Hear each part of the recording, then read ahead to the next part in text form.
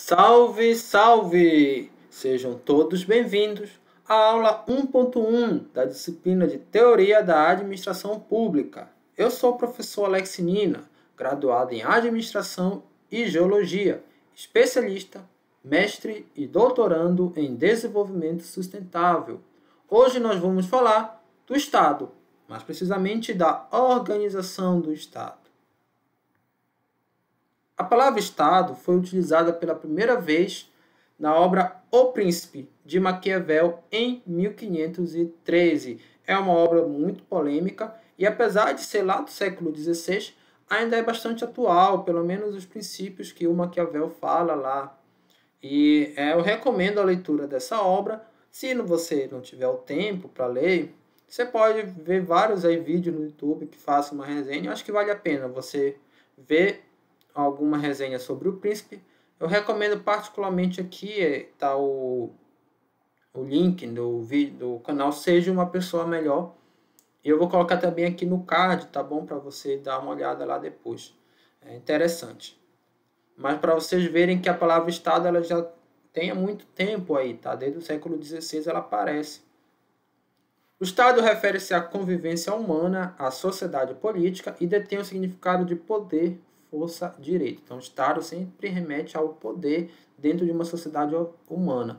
A organização do Estado brasileiro é assunto tratado no direito constitucional. Então, quem trata do Estado? A Constituição, não tem outra lei.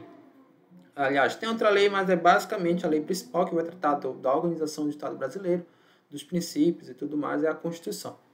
No que concerne a sua divisão política territorial, vai falar de tudo isso, tá bom?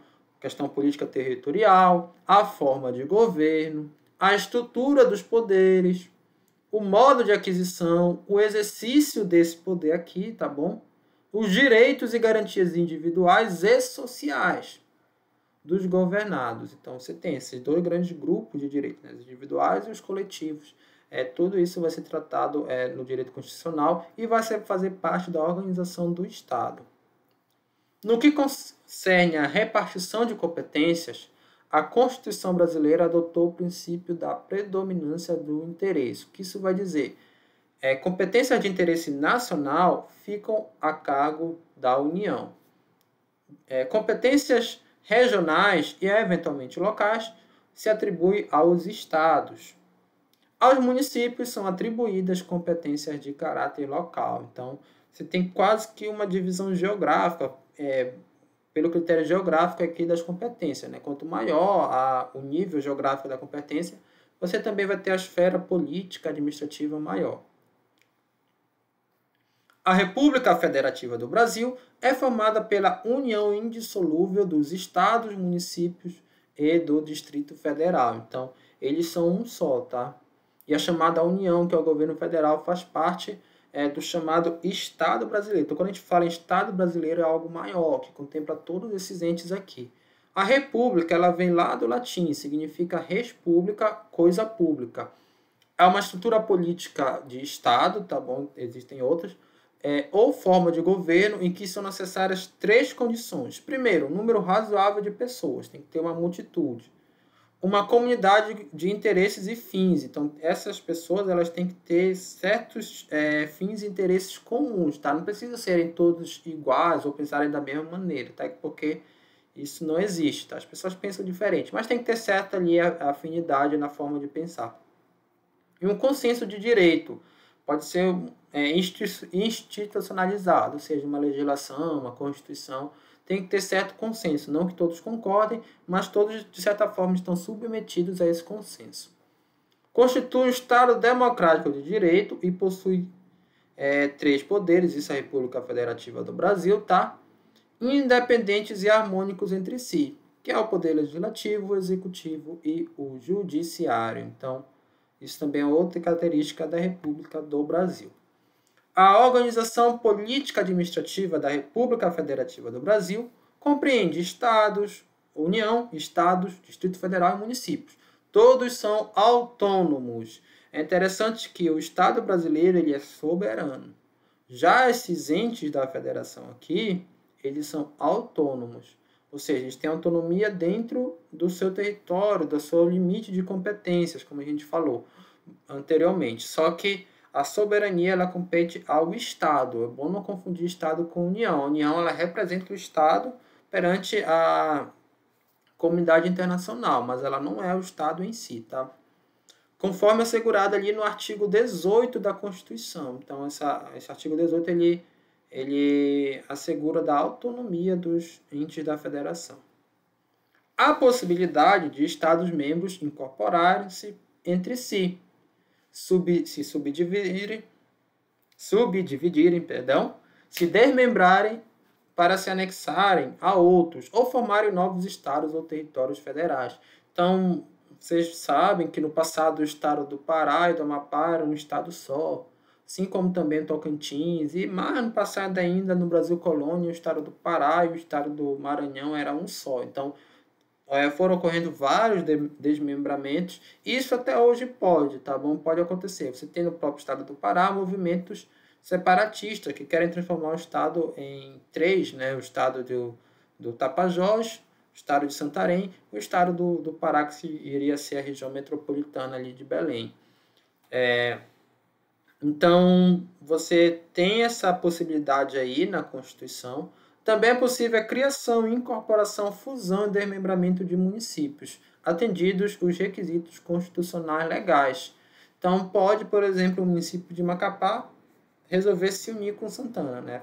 Formar um município só. Isso pode, a Constituição permite.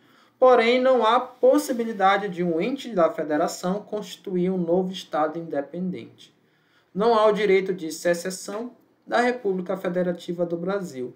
Então, há pouco tempo atrás, surgiu um boato de que a França queria tomar o Amapá do Brasil. E a população do Amapá começou a falar, que bom, né? Agora a gente vai ser francês, a gente vai ser de primeiro mundo, vamos sair desse país atrasado e tudo mais. O pessoal estava até estudando já o francês para saber falar e tudo mais. Só que isso é ilegal, tá bom? Se acontecer, vai ser por meio de uma guerra, não por vias legais. Por quê? Ou teria que mudar a Constituição brasileira, porque a Constituição não permite que o Estado deixe de fazer parte do Brasil.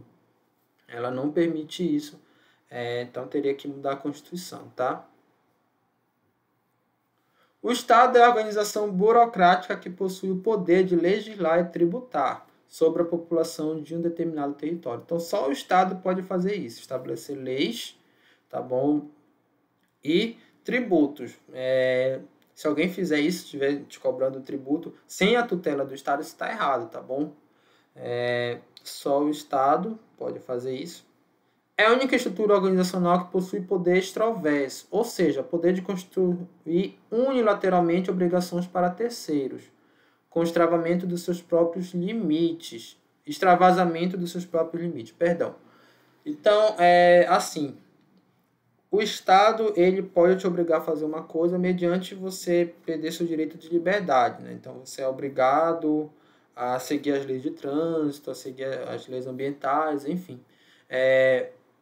Seu patrão pode te obrigar a alguma coisa, você sendo funcionário de uma empresa, ele até pode, mas você não é obrigado a cumprir. Se você não cumprir, o máximo que vai acontecer é perder o emprego, que é ruim, né? Mas se você não cumprir o que o Estado lhe obriga a fazer, você vai preso.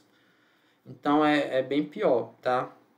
Só o Estado tem esse poder, o chamado também poder de polícia, poder de te prender, de te obrigar a fazer alguma coisa. Tem umas críticas muito interessantes a esse poder de polícia do Estado, esse poder de tributação que vem lá do movimento anarquista. Tá interessante também a gente ver um pouco disso para quem tiver interesse, tá bom? Não sei se vocês sabem, mas é uma crítica interessante. O anarquismo, na minha opinião, ele é interessante quanto crítica, só que assim, você colocar... Eles têm uma proposta, mas você colocar aquilo em prática já são outros 500, já é um pouco mais complicado. Mas as críticas são interessantes, até para a gente entender o que de fato é o Estado. Estado é a nação politicamente organizada. É um organismo político-administrativo que, como nação soberana ou divisão territorial, ocupa um território determinado. Então, o Estado é uma nação politicamente, ou mais de uma nação também. Pode existir mais de uma nação no mesmo Estado. Mas o importante é essa organização política. Você ter aqui um território determinado, isso também é importante. Sem um território não há Estado. E ter um governo próprio, tá bom? esse governo também faz parte, é um dos elementos do Estado. Constitui pessoa jurídica de direito público e internacionalmente reconhecida. É muito importante isso. O Estado é uma pessoa jurídica. Então, inclusive, a gente vai ver mais adiante que o agente do Estado, os funcionários públicos, eles são... a pessoa jurídica, a pessoa jurídica do Estado, ela tem a tutela desses agentes, tá bom?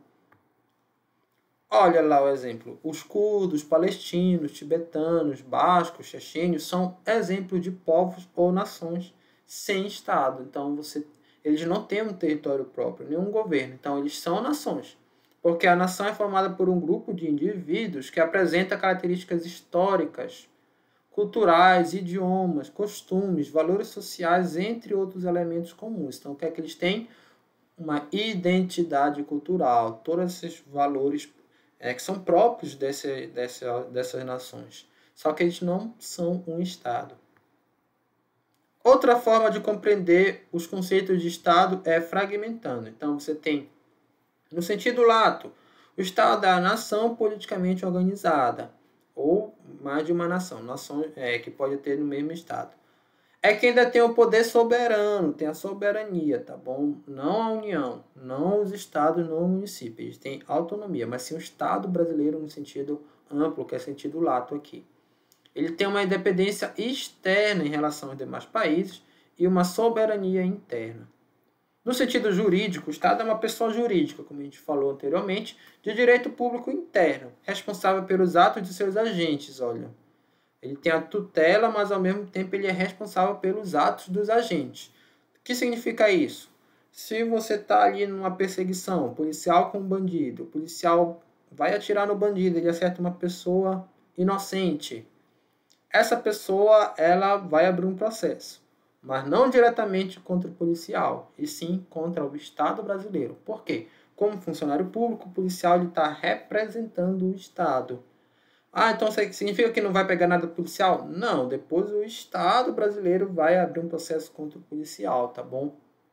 Mas você vai ali, o indivíduo que se sentiu lesado, né, em qualquer outra situação, ela vai processar o Estado e não o agente diretamente. O agente é considerado a pessoa que trabalha para o Estado, tá bom?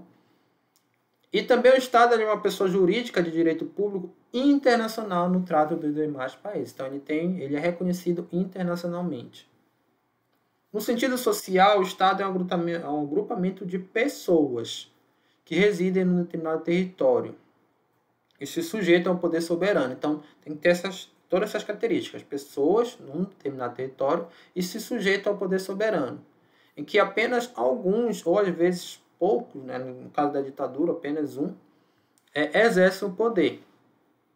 Vamos dar um exemplo aqui da taxação de grandes fortunas. Isso aconteceu na Argentina, aconteceu na França. Nesses dois países, quando isso aconteceu, os milionários do país, as pessoas mais ricas, elas saíram, elas migraram. Na Argentina aconteceu mais recente, ainda no meio dessa pandemia do coronavírus, o governo colocou uma lei de taxação de milionários. Isso é um assunto muito polêmico, mas o fato é que essas pessoas migraram do país, não quiseram mais se sujeitar ao poder soberano ali dos governantes da Argentina. No sentido político-administrativo, o Estado é o exercício efetivo do poder através do governo, administração, em prol do bem comum. Então tem essa função aqui do bem comum, em tese, tá bom? Porque existem situações que o mercado por si só, as empresas, elas não vão garantir o máximo de bem comum. E aí entra ali a intervenção do Estado. Por exemplo, as indústrias poluidoras. Para a empresa, a poluição, para as empresas, pode não ser tão significativo tão viável você elevar os custos para reduzir a poluição. Afinal, a poluição ela não atinge só a empresa, né? Não atinge diretamente, mas ela atinge toda a coletividade. Daí o Estado vai intervir em prol desse bem comum, seja colocando leis que punem as empresas que poluem ou até mesmo através de incentivos econômicos. Então aqui a principal referência dessa aula, o livro lá do Paludo, tá bom? Administração Pública.